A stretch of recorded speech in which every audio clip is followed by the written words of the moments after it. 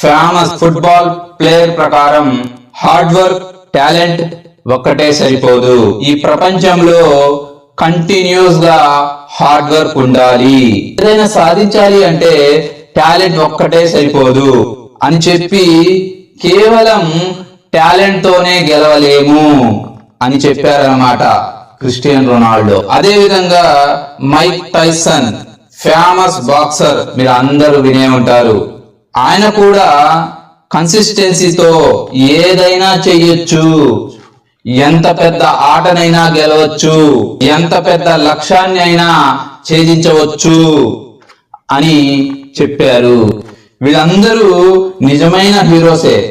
అదే విధంగా దేనినైనా సరే క్లారిటీ ఆఫ్ థాట్ ఉండాలి. అసలు మనకు ఏం కావాలి దాని మీద ఒక క్లారిటీ ఉండాలి.